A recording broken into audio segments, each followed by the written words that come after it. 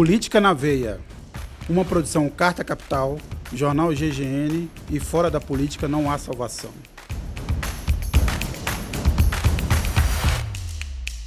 Olá, estamos de volta aqui no Política na Veia, esse programa que é uma parceria entre a Carta Capital, a TV GGN do Luiz Nassif, o Fora da Política não há salvação do Cláudio Couto, que a gente espera que um dia, Cláudio Couto, que ele volte ao ar, né? Essa paralisação aí momentânea. Se eu contar com o financiamento, eu tento. Aí, ó. Mas sem financiamento fica difícil. Vamos fazer uma caixinha. Quem quiser contribuir para a volta do Fora da Política não salvação, pode aí, entre lá no canal, nos contatos do Cláudio Couto e ajude. Temos, obviamente, muitos variados temas nesses últimos dias, conclave que começa amanhã, o julgamento desse núcleo de fake news, ou núcleo da mentira aí, da tramóia do golpe, mas eu queria, Nassif Couto, começar com outro assunto, que é esse dado que saiu aí, que praticamente um terço dos brasileiros entre 15 e 64 anos de idade são analfabetos funcionais ou eram analfabetos funcionais até o ano passado, e esse número sobe para 51% na faixa acima de 50 anos. Então, obviamente, isso junta com um outro dado que saiu recentemente, que só 5% dos alunos do ensino médio da rede pública têm um bom desempenho em matemática, em português é um pouco melhor, mas também não chega lá a ser grande coisa, não chega a 30%. É uma situação muito calamitosa. Eu queria, obviamente, a gente vai discutir isso aqui não da perspectiva do pensamento liberal, porque a educação é sempre aquela desculpa. O cara quer dizer, como é que nós vamos resolver o problema do Brasil? É com educação. Porque a gente sabe exatamente que é uma frase feita, inócua, mas eu acho que a gente deve analisar isso do ponto de vista, na verdade, do nosso fracasso civilizatório.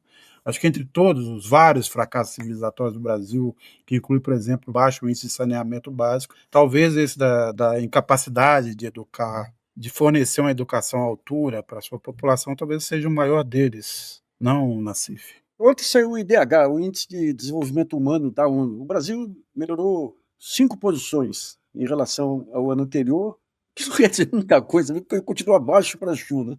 E melhorou onde? Melhoria de renda e melhoria de saúde. Quando você pega os indicadores de educação, estagnados, né? Agora, mesmo esse campo mais liberal, eu lembro lá na década de 2000 ainda, né? Você teve uma reforma do ensino em São Paulo e Minas Gerais. PSDB, os dois PSDB. Aqui em São Paulo foi feito de cima para baixo. Queriam transformar diretores de escola em gerentes administrativos.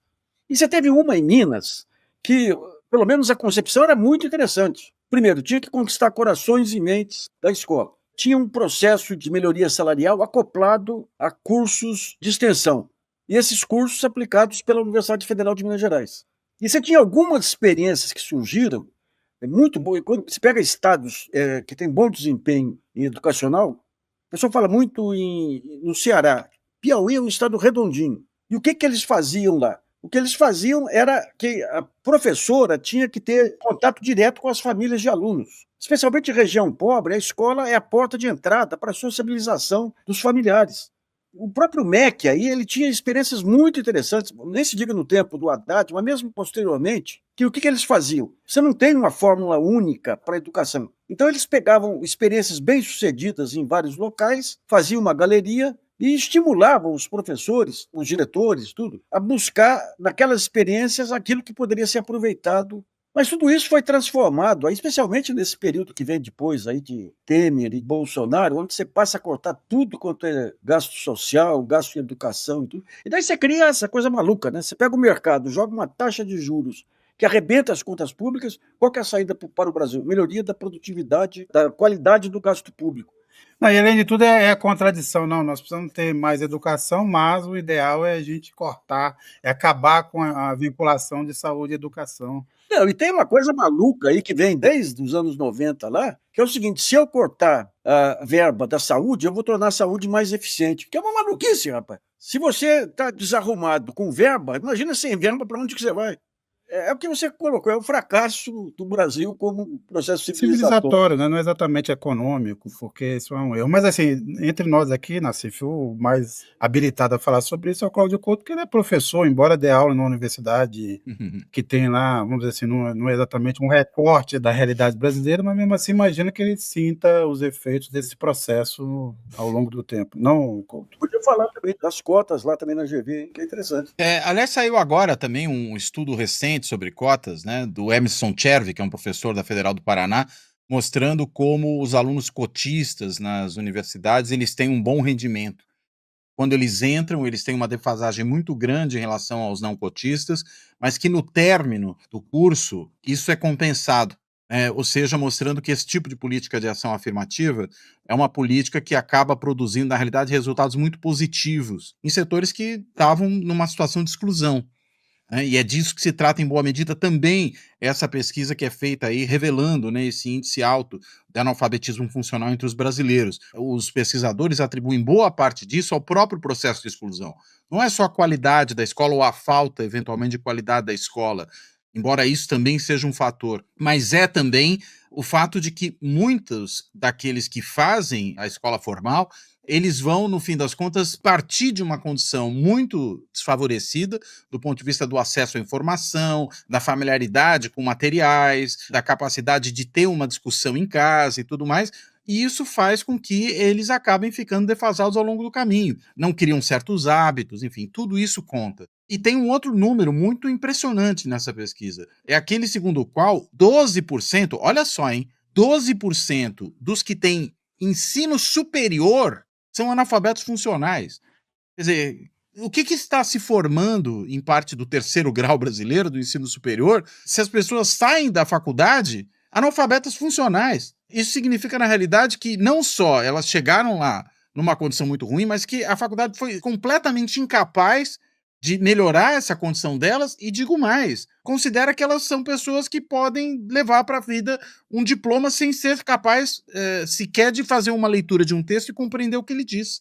Então é realmente uma situação muito preocupante e acho que também tem que ser lançado um olhar sobre isso, né, sobre a qualidade de uma parte aí desse ensino superior brasileiro que está produzindo ou mantendo, né, na realidade, não dá para dizer que ele é o responsável por isso, mas ele está mantendo pessoas na condição de analfabetismo funcional. Uma coisa que o Sérgio falou logo no começo. É evidente que a educação não vai resolver todos os nossos problemas, mas eu diria, ela é necessariamente uma condição importante para a resolução de vários desses problemas, né? Ela não é só, nesse sentido, reflexo das nossas mazelas, eu diria, mas a incapacidade da gente melhorar a condição educacional da nossa população também produz mazelas de outra natureza. Do ponto de vista do exercício da cidadania, do ponto de vista de cuidar da própria saúde, né? Esse é um dado muito importante, tanto que você tem ali uma famosa correlação que é entre mortalidade infantil e grau de escolaridade da mãe, né? Que quanto mais baixa a escolaridade da mãe, maior tende a ser a mortalidade infantil. Isso mesmo quando você, fazendo lá todos os truques estatísticos, né? Você consegue eliminar outros fatores, como renda, né? Ou seja, pessoas de patamar de renda equivalente, mas em que a mãe tem um nível de alfabetização ou tem um nível de escolaridade maior, você vai ter uma incidência menor de mortalidade infantil do que em pessoas naquela mesma condição de renda que têm escolaridade mais baixa. Então você tem, é claro, a educação sendo um fator importante, inclusive, para o exercício da cidadania. E, claro, também do ponto de vista do desenvolvimento econômico, da produtividade do trabalho. A produtividade do trabalho também se torna muito menor e, consequentemente, a capacidade do país se desenvolver economicamente com pessoas que têm muita dificuldade de compreender certas operações básicas, de executar tarefas mais complexas. Tem que ter histórico, né?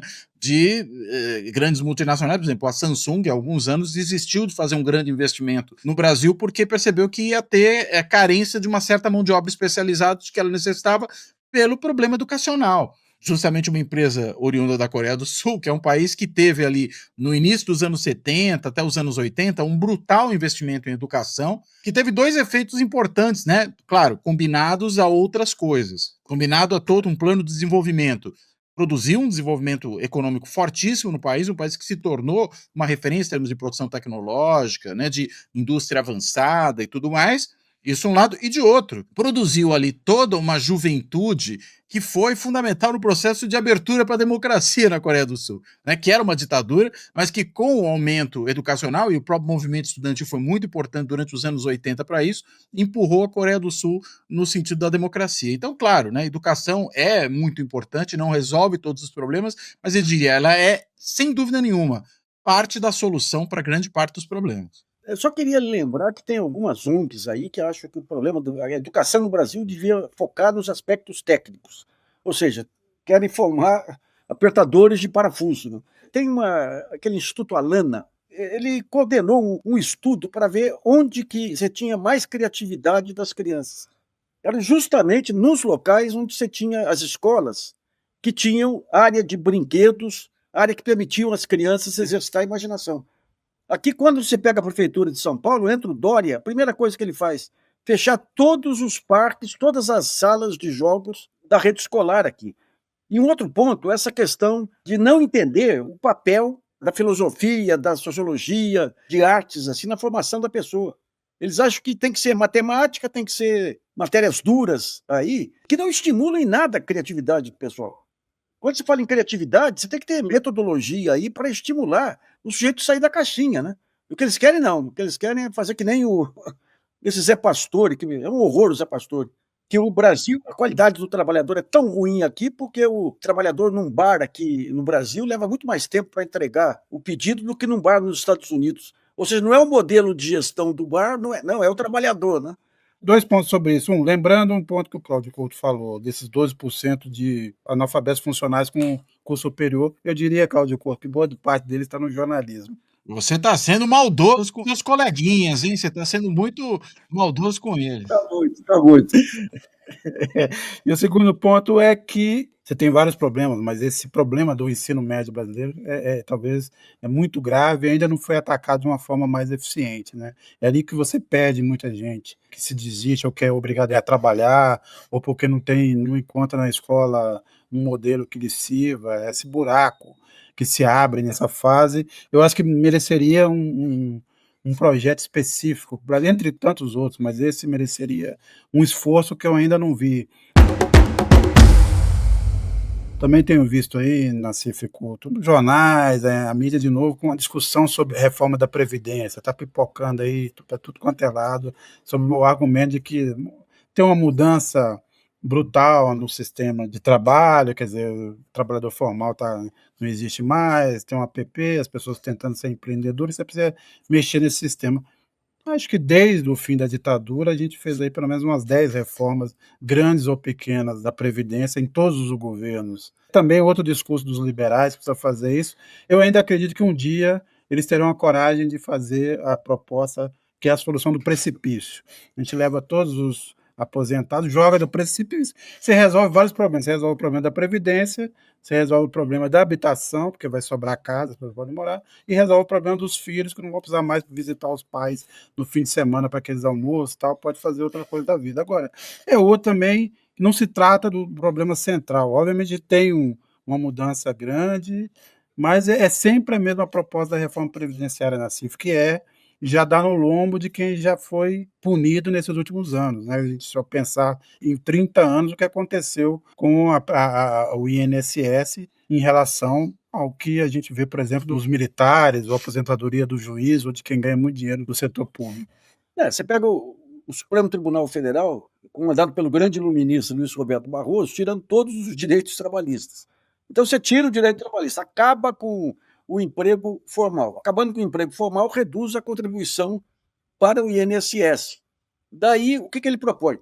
Cortar o benefício do INSS. É inacreditável essa história. E quando você pega os grandes ganhos da chamada andar de cima aí, toda a disputa que você tem de espaço hoje aí, que foi inaugurado, cá para nós, inaugurado aí lá atrás, quando em 2005, 2006, você começa aquela mensalão e toda aquela tentativa de desestruturação de governo, que começa a vir a ditadura das corporações. Então, cada corporação querendo ganhar espaço político e querendo transformar o espaço político em ganho salarial e ganho financeiro. E tirando, digamos, do setor desorganizado da população. Né? É um processo enrolado, né? Querendo mexer no BPC, tem que ter melhoria do gasto, tem que ter pente fino, aí tem que ter. Agora, eu só lembro, quando veio o Bolsa Família com a Tereza Campelo, fantástica Tereza Campelo, o Bolsa Família tinha um baita processo de triagem, para não pegar fraudes e tudo. Então, periodicamente, eles divulgavam as fraudes identificadas. Em vez de ser apontado pela imprensa como uma vitória dos sistemas de fiscalização do governo, eram apresentados como prova de que o programa tinha desvios. Então, é enrolado, né? É toda uma arquitetura montada, quando se pega todos esses capítulos aí, uma arquitetura montada aí do anti-iluminismo mesmo. Né? É para a lei das selvas, efetivamente, aí, E daí, quando você pega essa desassistência total às classes mais vulneráveis, qual que é a resultante política aí? Aumento da ultradireita, aumento do uso político dos evangélicos, né? Então, digamos, essa incapacidade que tem, ou talvez não seja nem capacidade, mas esse oportunismo. Eu sei que o resultado final vai ser aquele, mas eu quero pegar minha parte aqui em benefício imediato, né? É enrolado, viu? Às vezes dá um desânimo aí. Eu preciso sempre, quando isso acontece, eu vou para um boteco onde tem roda de choro lá. Ah, tá bom. Muito bem. Começou o julgamento aí na verdade, o julgamento é uma decisão da primeira turma se esse núcleo, se todos os integrantes deles vão virar réus, é o chamado núcleo fake news, ou núcleo da mentira. Só queria citar aqui os participantes, são 2 majores da reserva, o Ailton Barros e o Ângelo De Nicoli, o Carlos Moretson Rocha, que é o presidente do Instituto Voto Legal. Eu adoro essas coisas no Brasil, que é o seguinte, a criatividade dos fraudadores. O cara chama o instituto dele de Voto Legal, e é um instituto que estava ali para bagunçar qualquer discussão sobre o voto legal no Brasil. É como um partido se chamar DEM, sendo uma costela da ditadura, né? Tem o Giancarlo Rodrigues, que é um subtenente, o Guilherme Almeida, que é tenente-coronel, o Marcelo Borvermete, que é o agente da PF, e o Reginaldo Vieira, que é um coronel do Exército. Esse é um núcleo ali que fazia essa, vamos assim, estava espalhar mentiras e produzir fake news para assolar a população em favor de colocar em dúvida o processo eleitoral e facilitar o golpe. Imagino que eles não escaparão como os outros 2 núcleos, mas eu queria, dentro desse contexto, Nassif e Couto, dizer que o Supremo continua a sua tarefa de analisar, levar adiante o julgamento aí dos autos golpistas, e ali no Congresso continua aquela queda de braço. Semana passada surgiu aquela história, aquela proposta do Alcolumbre, diminuir a pena dos invasores do 8 de janeiro e aumentar dos cabeças. Esse projeto agora está meio confuso, há outros projetos na mesa, fala-se ainda numa espécie de salvar o deputado Ramagem, Alexandre Ramagem, para derrubar todo o processo. Quer dizer, Olha, eu acho que esse pessoal deve sim também ser tornado réu, né? E por que que eu acredito nisso? Pelo fato de que existe uma grande preocupação no Supremo com essa questão aí da disseminação de desinformação, né? Ou fake news, como se costuma dizer, né? E isso o próprio Alexandre de Moraes, particularmente, já manifestou diversas vezes. A ação dele em relação ao Twitter, por exemplo, recentemente, ou X, tirando do ar a própria rede social por conta da insistência em disseminar desinformação e se negar a cumprir ordens judiciais. Ou seja, essa é uma questão central. Várias declarações também que foram dadas por ele, por alguns outros ministros do Supremo. Então eu acho muito difícil que esse pessoal que estava justamente na articulação dessa estratégia, que é a estratégia de promover desinformação para justamente criar condições para um golpe de Estado, que esse pessoal vá se safar. Afinal de contas, aquele bando de palermas que foram lá, né, à frente dos quartéis ficar acampados, e que depois, uma parte dos palermas, foram à destruição dos prédios dos 3 poderes para tentar suscitar uma intervenção das Forças Armadas, esse pessoal não foi lá à toa. Ele foi lá porque foi insuflado ao longo de muito tempo, meses, se não anos, na realidade, não só pelo presidente Bolsonaro e suas lives de quinta-feira, seus pronunciamentos no chiqueirinho do Alvorada e coisas que tais, mas também por conta dessa desinformação que foi sendo disseminada pelas redes sociais e que teve nesse núcleo aí o seu artífice, né? Esse núcleo foi aquele que trabalhou diligentemente para que esse tipo de coisa acontecesse. Agora, no caso específico do Ramagem, vai ser realmente vergonhoso, né, que algo aconteça no sentido de livrá-lo por conta dele ser deputado. Porque, de novo, o que está dizendo é que, se for deputado, pode cometer as maiores barbaridades, que vai ficar tudo por isso mesmo. Aliás, já há histórico, né, com relação a isso, no caso do próprio Bolsonaro, que aos seus 7 mandatos como deputado federal, cometeu as maiores barbaridades do ponto de vista de declarações públicas, sempre se escudando na imunidade parlamentar em termos de palavras e votos. Como se, na realidade, cometer crimes por meio de palavras, como injúria, calúnia, difamação, incitação à violência, isso fosse, na realidade, resguardado pela imunidade parlamentar, o que nós sabemos que não é. E no caso do Ramagem, estão de novo querendo encontrar uma brecha aí para poder livrar a cara dele. Agora, há casos que estão aí sob escrutínio do STF e que foram ações cometidas pelo Ramagem antes dele se tornar deputado. Então, veja, mesmo que eles queiram livrá-lo de uma ou outra coisa, eventualmente do 8 de janeiro, porque ele já havia sido diplomado deputado naquele momento, o fato é, ele cometeu uma série de impropriedades antes de ser diplomado deputado. Então podem livrá-lo de uma parte, mas não vão livrar do todo. Claro que no meio disso está esse truque, né, de tentar, ao livrar a cara do Ramagem, estender isso por contágio para todo o resto da quadrilha. Isso é uma malandragem, mais uma aí que os deputados do Centrão, ou bolsonaristas do Centrão, ou seja lá o que for, estão tentando, mas, de novo, não acho que isso tem condições de prosperar. Veja, nem mesmo dentro do Congresso, quanto mais depois se tiver que ser avaliado quanto à sua constitucionalidade pelo STF. Não, eu tenho duas observações. Uma é a minha absoluta estranheza da blindagem nos filhos do Bolsonaro. O Carlos Bolsonaro era o grande chefe disso tudo, inclusive controlando o X lá, o Twitter do pai. Você pega o Flávio Bolsonaro na compra, naquele financiamento do BRB e na compra daquela casa lá, nós mostramos lá, pegando o preço médio de mansões lá, o dele era 50% a menos que o preço médio. Recentemente fiz uma conta aí sobre o que ele alegava que era o faturamento dele com aquela loja de chocolate aí, não batia. É tudo manipulação. O que faz o Ministério Público lá em Brasília, do Distrito Federal? Não é o federal, é o do Distrito Federal. Ele pega o que o Flávio Bolsonaro declarou de renda, compara com o financiamento que ele pegou no BRB e falou: não, está de acordo com o financiamento. Não foi conferir se aquela renda era verdadeira ou falsa. E depois ele alega: não, tanto foi um financiamento bem concedido que 3 anos depois ele quitou tudo. Quitou com base em quê? Onde que entra o COAF? Só espero que os iludidos que estão aí, dos invasores, se é que a gente pode chamar de iludido, a bucha de canhão que invadiu a Praça dos Três Poderes e que está sendo condenado aí a penas variadas, se eles já refletiram sobre o fato de que houve uma proposta que os beneficiava, mas que o PL do Bolsonaro, portanto o partido que deveria defendê-los, disse que não, nossa, não é isso.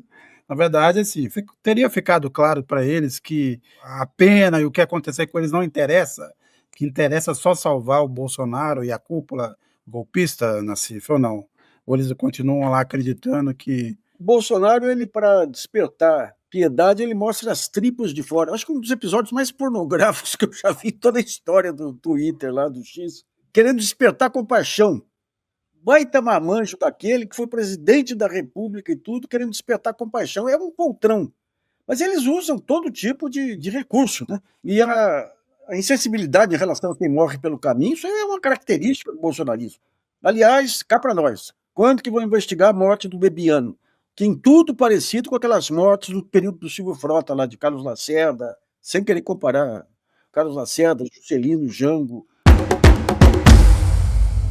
A saída, vamos dizer assim, por vontade própria, também entre aspas, do Carlos Lupe do Ministério, esses primeiros sinais de que o governo está desenhando um plano, que será anunciado em breve, do ressarcimento aí dos aposentados que foram lesados, você acha que isso tem a força de estancar essa crise ou ainda veremos novos capítulos? O que você está achando disso tudo? Foi uma jogada correta? Correta foi, eu acho que era mais do que correta, eu diria que ela era inevitável, né.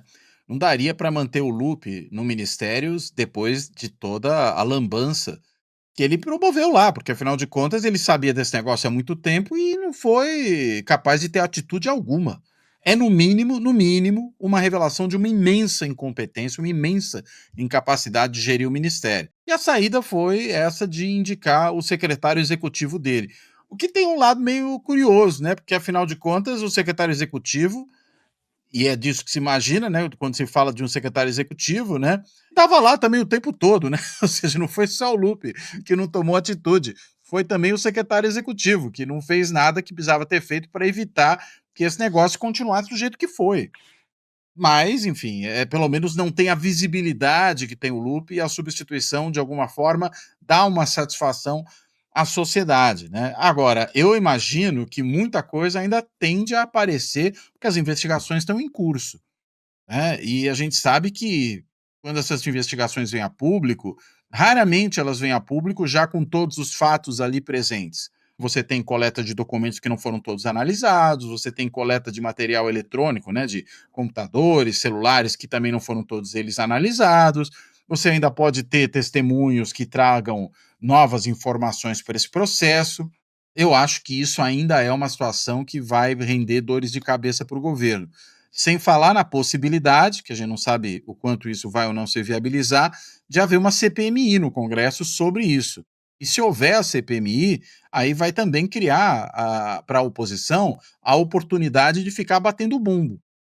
E aí, se ficar batendo o bumbo ali, vai de novo produzir um ruído que tende a prejudicar a imagem do governo. Um governo que estava justamente num processo agora de melhoria da sua imagem. Acho que a estratégia de comunicação do Sidônio tem sido bem sucedida nesse sentido. Claro que isso não é uma coisa que se resolve do dia para a noite, e não é só isso que vai melhorar a imagem do governo. É preciso que as pessoas tenham uma percepção de coisas palpáveis que o governo produza e que alterem a sua vida de forma positiva, mas é parte do problema também, né? Parte, ou pelo menos parte da solução do problema, é você melhorar a comunicação. E no meio desse processo vem esse caso, né? Que claramente não ajuda. E tem uma linha divisória aí muito tênue, a hora que for rompida aí vai ser um carnaval, que é com o caso do Banco Master e do crédito consignado.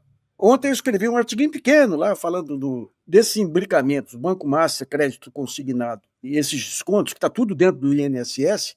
Logo em seguida, o Oliveira Lima lá mandou uma interpelação judicial, um pânico danado deles, porque está tudo ligado aí. Quais foram as grandes tacadas aí envolvendo toda essa parafernália?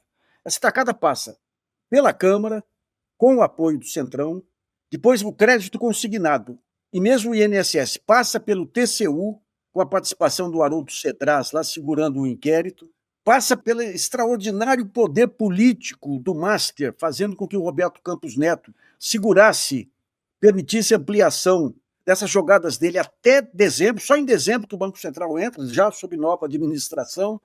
Então é muita influência política em vários pontos da máquina pública, Tribunal de Contas, Banco Central, é muita coisa aí. No Tribunal de Contas, o Haroldo Cedras indo contra a opinião do corpo técnico do Tribunal de Contas.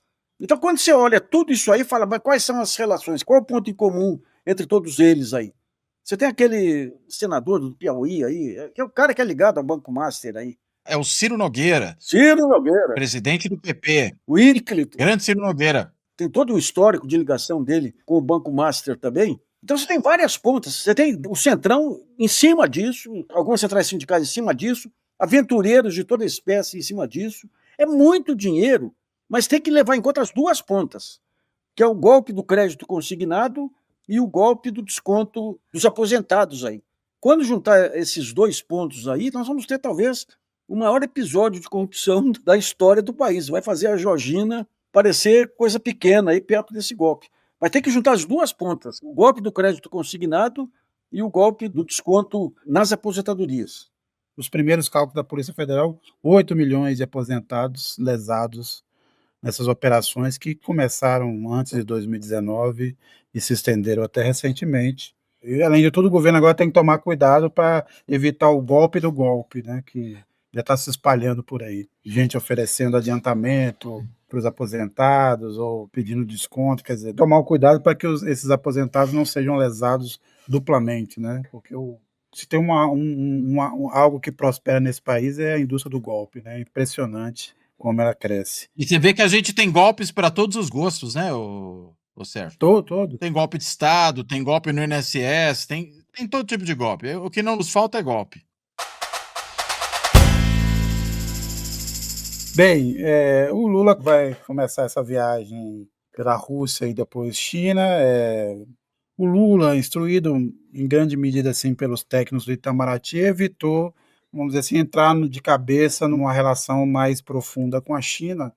Acho que o raciocínio brasileiro está correto, não vale a pena você sair do colo dos Estados Unidos e cair nos braços da China de uma vez. Exatamente. Mas, de qualquer forma, eu acho que houve muita restrição também a essa ideia do Brasil, de alguma forma, se integrar a essa rota da seda, que, bem ou mal, é o grande investimento em infraestrutura hoje que tenta ligar o mundo aí, enquanto os Estados Unidos, nesse momento, só oferece tarifa e bobagem, né? O que a gente pode esperar dessa nova tour do Lula, Rússia e China? Para cair de cara assim no colo da China, tem que ter uma baita negociação antes para ver a contrapartida.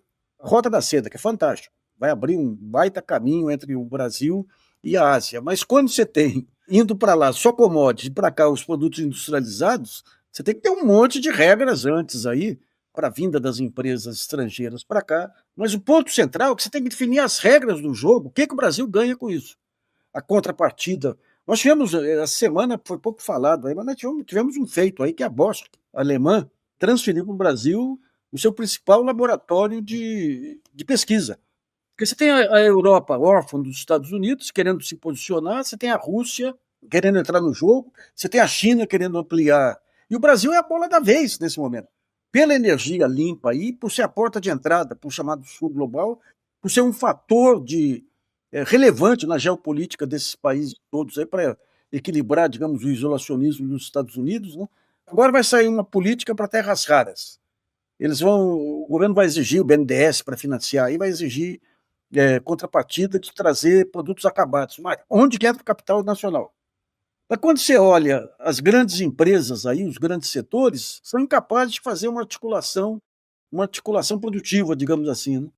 E o grande fator de coesão deveria ser o Lula, aí, juntando a questão externa das parcerias internacionais, com capital nacional e tudo, mas está faltando o Lula, e o Lula... Mas de qualquer forma, né, aí, falando rapidamente em defesa do Lula, o Lula se esforça, por exemplo, movimentos que ele fez recentemente para abrir mercados, essa viagem à Rússia e China, agora precisa ter também me parece em grande parte do empresariado brasileiro que não está, né, o empresariado brasileiro entrou numa rota de... Veja bem, do ponto de vista administrativo, tem muita coisa acontecendo aí. Você tem na Fazenda, você tem no MDIC, você tem no planejamento e orçamento, você tem em ciência e tecnologia. E o Lula, quando você conversa com os caras, ele é interessado, ele sabe o que é relevante. Agora, onde que está a falta de vontade dele de transformar tudo isso aí num projeto político de impacto para conseguir o grande pacto nacional? Porque você já tem um ensaio no Conselhão. Já tem a perspectiva de futuro, que é o Brasil aí na transição energética. Falta você juntar tudo isso e montar o seu exército, que não é de Brancaleone, é um exército da modernização, né? É nesse ponto político que ele está esbarrando aí. Por exemplo, o Haddad vai fazer uma tour para os Estados Unidos para conversar com essas empresas de tecnologia para trazer data center para o Brasil, pensando um pouco na IA. Mas, Cláudio, olha, eu acho que na realidade é preciso realmente ter muito cuidado, né, para não cair no colo da China, aí, como vocês disseram. Agora, está se abrindo uma oportunidade também, né, para a China e para o Brasil.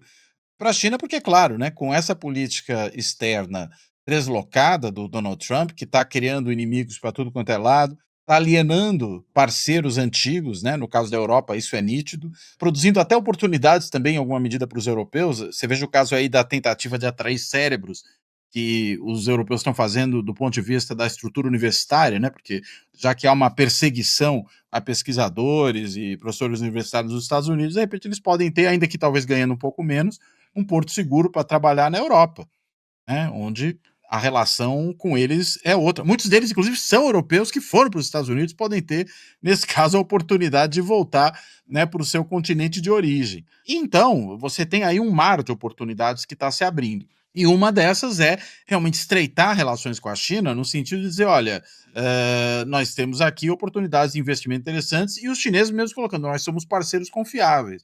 E acho que talvez avaliar melhor essa participação do Brasil na Rota da Seda seja uma coisa interessante. A gente tem um problema seríssimo no Brasil de carência de infraestrutura, e essa é uma área na qual os chineses não só têm demonstrado grande capacidade de ação, né? Veja o que eles fizeram dentro do seu próprio país, mas tem interesse em investir em outros países. Então, acho que o estreitamento das relações por aí, usar a estrutura dos BRICS para isso e aproveitar esse momento do cenário internacional, eu acho que é uma oportunidade que está aberta. Claro que isso pode, eventualmente, produzir também reações do governo americano. Trump já andou ameaçando, né, outros países, dizendo que quem aderir à Rota da Seda vai sofrer retaliações americanas. Mas, enfim, até onde ele consegue ir com isso? Quer dizer, vai todo mundo ficar agora deixando de ter as oportunidades de negócio que tem porque o Trump está ameaçando do outro lado? É preciso ter um pouco mais de ousadia aí, e acho que o governo brasileiro, enfim, de maneira cautelosa, está olhando para esse lado. o Brasil, como disse o Nassif e também disse você, Couto, precisa definir o que quer também. O que é que ele quer dessa parceria? Porque aparentemente está aberto a tudo, né? Os chineses parecem menos ciosos, por exemplo, de qualquer proteção a avanços tecnológicos, ao contrário do que faz os Estados Unidos, que sempre tem alguma cláusula que barra ou não a transferência de tecnologia. Não parece ser o caso dos chineses, né? Que também tem no Brasil o maior mercado também que você pode pensar no Ocidente para os chineses, nessa altura, é o Brasil. Pois é, mas aí que entra, se você pega isoladamente, você tem cada ministério aí produzindo coisas muito interessantes. Cabe ao presidente da República juntar todos, definir o plano estratégico, que é o plano estratégico que vai dizer o seguinte: qual que é a contrapartida para vocês entrarem aqui? Quais os setores que vão ser beneficiados no caso brasileiro? A partir dessa identificação dos setores, você vai ter aí um conjunto de parceiros, de aliados aí nessa modernização. O BNDES, que tem, digamos, a faca e o queijo na mão, que ele tem o financiamento aí, ele tem conseguido ampliar substancialmente as suas verbas graças ao governo. E as formas que eles estão encontrando. Por exemplo, você pega verbas aí para o plano, como é que chama? O Fundo Amazônia. Você pega aí os recursos aí para inovação. Então, o BNDES está cobrando TR mais 4. Ou seja, é uma taxa civilizada, efetivamente. Agora, então você tem várias possibilidades muito positivas, isoladas aí, que falta justamente você juntar tudo. É isso que eu não entendo, rapaz. Você já tem todos os elementos à mão. O Juscelino, que não tinha tantos elementos, montou o plano de metas. Em cima do plano de metas, ele criou uma marca. Pega todos esses elementos. O Lula tem uma capacidade de síntese, de falar para a opinião pública única. Então ele sabe das coisas. Agora está amarrado por quê? Não sei se é insegurança em função aí da vulnerabilidade junto ao Congresso, que pode a qualquer momento, a retaliação é abrir um processo de impeachment. Ou seja, a maneira como o Bolsonaro desmontou tudo aí que você tem, órgãos de regulação, políticas públicas, Congresso, é muito séria, né? Mas aquele negócio, sem um pingo de ousadia aí, você não consegue romper esse negócio, né? Eu acho que tem um problema mais grave aí, Nassif, é que realmente há um domínio completo e até uma interdição com certos setores, principalmente da Faria Lima, no debate público. Assim, o que eu sinto é assim, onde é que está hoje a conexão do Lula com o setor produtivo que poderia se interessar em alguma coisa? Se é que tem gente interessada. Então é isso, falta um pouco de clareza do nosso lado. Os chineses sabem muito bem o que querem, né? Saiu do Ministério das Mulheres a Cida Gonçalves, entrou a Márcia Lopes. A Márcia Lopes é uma daquelas petistas assim, meio pau para toda obra, coringa. Ela já foi ministra do Desenvolvimento Social, já ocupou outras funções, agora vai assumir esse ministério. Isso aí é basicamente não é nada, não é nada, não é nada mesmo, ou seja, é uma mudança ali só cosmética, isso indica alguma coisa. Lembrando que o Lula não conseguiu fazer, ou se é que ele queria fazer mesmo, mas tudo indicava que sim, uma reforma ministerial mais ampla. Nós estamos já chegando no meio do ano, né, faltando aí basicamente quase um ano para as eleições, ou para o início pelo menos da disputa, e nada de uma reforma também mais profunda, se é que esse realmente era o objetivo. Primeiro, o que é que você acha dessa mudança no Ministério das Mulheres? E segundo, você ainda acha que teremos uma reforma ministerial mais profunda? Olha, acho que primeiro, essa mudança ainda não está muito clara, né, a motivação dela. A gente viu que aparentemente não houve animosidade alguma, tanto que as 2 ministras participaram do ato de transferência do cargo, né, posaram uma ao lado da outra, ao lado do Lula e tudo bem, discursaram. Aparentemente está tudo certo, né, desse ponto de vista. Agora, sendo assim, né, por quê saiu a ministra? Porque também não foi dada nenhuma explicação pública disso, né, não foi dito que haveria talvez razões de ordem pessoal ou algo do gênero, que muitas vezes justifica a saída de um posto como esse. Aparentemente o que a gente tem né, e eu estou supondo isso por conta da falta de explicações, é que deveria haver alguma insatisfação do presidente com o desempenho da ministra. Teve aquela história de que seria uma ministra que trataria mal os seus subordinados, tudo mais. Bem, mas se fosse por aí, a gente já teria tido outros casos anteriormente que teriam produzido saídas e às vezes exatamente o contrário do que aconteceu, né? Veja o caso da Dilma, que não era conhecida exatamente por ser alguém que tratava bem os seus subordinados e foi indicado pelo Lula a sua sucessão, né? Então, não sei se é por aí que o problema passa. Agora, pensando de forma mais ampla, né, com relação às mudanças ministeriais, o que nós temos visto mesmo são mudanças a conta-gotas. E por quê? Porque me parece que o governo também não tem muito para onde correr, né? Em alguns casos, mudanças que foram impostas por circunstâncias que estão alheias até a, por exemplo, uma recomposição com os partidos que podem, de alguma forma, emprestar algum grau de apoio ao governo. Veja-se o caso aí do União Brasil, né, que teve ali um indicado para o Ministério, e de repente esse indicado, né, para o Ministério das Comunicações, ele resolve que não vai mais. Aí você tem que ficar encontrando uma maneira de acomodar novamente a situação, né? E isso porque ele vai para um ministério substituir o Juscelino Filho, que só saiu porque estava mais sujo que pau de galinheiro. Senão também não teria saído. E mesmo com vários problemas aparecendo anteriormente, permanecia no cargo. O presidente só o pôs para fora quando não tinha mais jeito, porque ele havia sido ali denunciado mesmo, né? Então você tinha uma situação mais grave. A mesma coisa a gente viu lá atrás com o Silvio Almeida, né? Explodiu um escândalo, o ministro sai, né? A gente viu agora com o Lupe, tem esse episódio do INSS. Agora, fora isso, são mudanças muito incrementais, porque me parece que o governo não tem muita margem de manobra, não tem muito como se recompor, e aí prefere não mexer no que está dado para talvez evitar criar mais arestas ainda. A gente sabe que há partidos que estão insatisfeitos com o seu quinhão ali dentro do governo, mesmo não emprestando apoio total ao governo, né? Será que se tivessem ali um remanejamento, eles emprestariam mais apoio ao governo? Tenho lá minhas dúvidas. Estou pensando, por exemplo, no caso do PSD, né, que sempre reclama da sua participação no governo, entrega pouco apoio, mas nisso ele não está sozinho. Aparece ao lado do MDB, aparece ao lado do PP, do Republicanos, do União Brasil. Porque o presidencialismo de coalizão hoje funciona de outra forma, né, Sérgio? Ele funciona muito mais segundo uma lógica que é de redução de danos, ou seja, é melhor você ter uma parte desses partidos com você do que os ter inteiros na oposição, né? E é por isso que você cede, né, alguns postos ali para partidos que estão no Congresso, mas você sabe que com isso você leva o apoio só de uma fatia do partido, não do partido inteiro. Por isso, inclusive, que existe aí um erro, eu diria um erro, inclusive, conceitual, quando, né, às vezes se noticia que parlamentares da base do governo assinaram a proposta de urgência para a votação da anistia. Não são parlamentares da base do governo, são parlamentares que são de partidos que têm ministérios, mas eles não são da base do governo, nem os partidos, nem os parlamentares, né? Eles têm colegas seus que são, né, que toparam, dada aquela barganha ali, integrar a base do governo. Outros não. Até no PL, você tem alguns parlamentares que têm votado mais com o governo do que na oposição, né? São minoria, mas existem. Agora, em outros partidos, o que você tem hoje, como eu falei, é essa política de redução de danos. O presidencialismo de coalizão já não funciona mais no Brasil, como funcionou outrora, inclusive por conta dessa mudança, né, das relações de poder, que começa, sobretudo, com a transformação das regras relativas à apropriação dos recursos orçamentários. O governo ele não tem mais como ficar segurando ali a execução de emendas para forçar o deputado a votar disciplinadamente com o governo.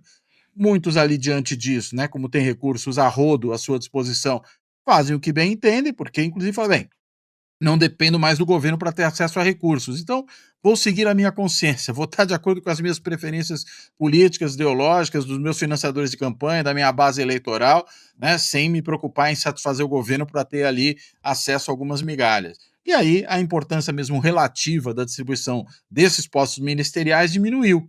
E aí, para que você vai ficar fazendo reforma ministerial? Não tem muito no que mudar isso, não tem muito no que melhorar. Acho que é essa a situação na qual o governo Lula se encontra nesse momento. A minha dúvida é, num sistema político tão fragmentado, com tantos partidos, se existe um outro modelo dentro do presidencialismo que não seja o presidencialismo de coalizão. Ou é isso, ou a gente vai partir para uma espécie de semipresidencialismo ou parlamentarismo. Mas a minha dúvida é como operar um presidencialismo nessas circunstâncias. Aí tudo bem, vamos fazer uma grande reforma política e tal, mas assim, ou é O caminho aí vai ser algum Bonaparte fazendo um discurso incendiário aí para juntar setores no processo que foge do presidencialismo, foge do democratismo atual nosso e foge do parlamentarismo. Porque se a gente vê o seguinte, o Bolsonaro veio com esse discurso e em poucos meses já tinha caído, já tinha cedido tudo ao Centrão. E estamos nessa situação, inclusive, desse semipresidencialismo que a gente vive aqui, por conta do Bolsonaro, né? Tudo isso é resultado de um desgaste que começou antes, obviamente, Dilma, que o também o Michel Temer preso às suas redes de proteção para não cair, mas que desembocou no Bolsonaro e, quer dizer, distorceu ainda mais o que já estava distorcido, mas... Nassif Couto, até a próxima. Beleza, Sérgio. Então, até a próxima, Nassif, até a próxima a todo mundo aí que nos acompanhou. Abração, pessoal, culto, Sérgio. Até mais. Tchau, tchau. Até mais.